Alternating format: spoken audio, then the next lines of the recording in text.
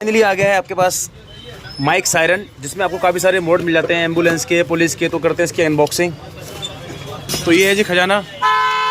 तो ये है गाइस इसका पूरा सेटअप। ये स्पीकर हो गया आपका, यहाँ से आप इसके जो है अलार्म वगैरह चेंज कर सकते हो। यहाँ से आप बोलोगे तो कुछ बोल भी सकते हो।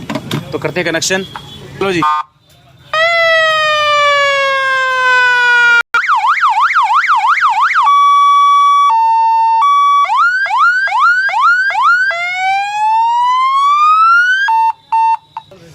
ये दिया जाएगा आपको सिर्फ और सिर्फ 1000 रुपये में।